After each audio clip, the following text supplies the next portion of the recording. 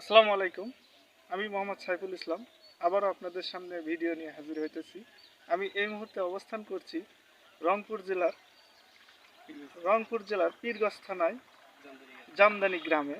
এই গ্রামে একজন কৃষক অতি সুন্দরভাবে এখানে সিম আবাদ করেছে।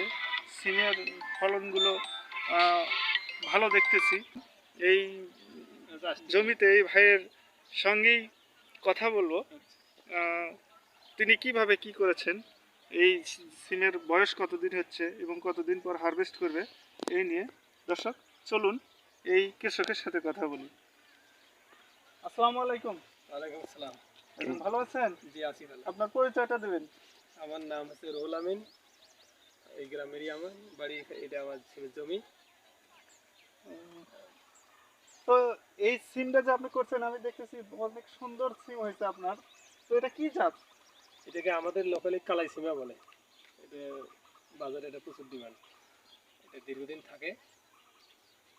আপনার এই জমিতে আমার চারা লাগানো হচ্ছে আজ প্রায় 27 দিন। আর এর আগে হয়তো 20 দিনের মতো ছিল, আর একটা চারা দেওয়া ছিল। তার মানে এই চারাটা আপনি অন্য জমিতে করে নিয়ে তারপরে এই জমিতে রোপণ করেছেন? এই জমিতে অন্য আমার ওল ছিল, ওল তুলে লাগিয়ে দিয়েছি। ও, তাহলে এই জমিতে আবার ওলও ছিল আপনার এর জি, আগে? ওল ওল ছিল। কত টাকা কেজি বিক্রি করছেন? ওল বিক্রি করছি আমি 55 টাকা কেজি।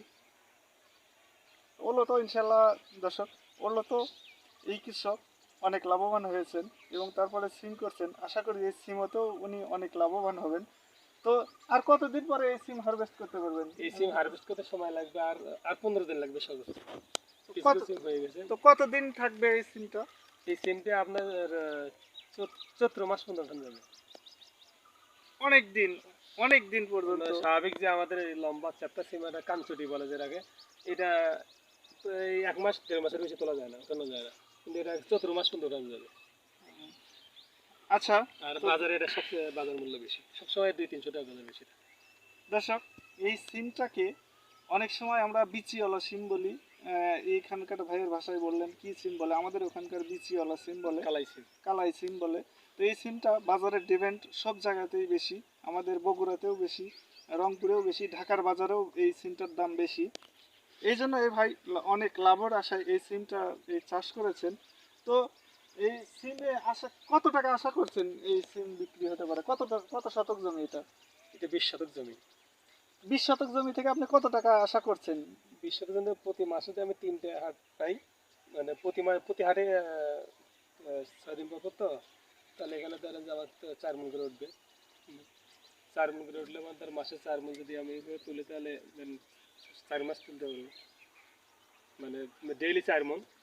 চার মণ তাহলে করে- যে প্রতি যে ফ্রিজে আমি তুলবো উঠাবো, যেটা প্রতি হাটে আর কি, সপ্তাহে 4 মণ ধরেন, তাহলে মাসে আমার আসে হচ্ছে 3টে হাট, 3 4 12 মণ। 12 মণ। কোনো মাসে আমি 4টে হাট পাবো, কোনো মাসে 3টা পাবেন? 3টে পাবো, 3টে 4টে পাবো। 4টা।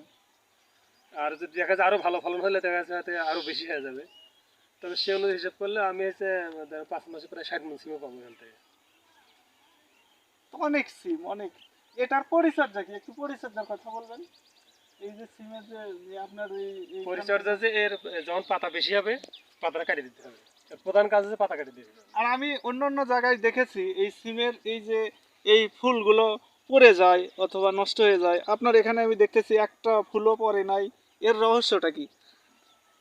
আমরা প্রচুর কীটনাশক ইউজ করতেছি। আমরা যে কীটনাশক ইউজ করতেছি সেটা হচ্ছে নামটা ভুলে গেলাম আমি।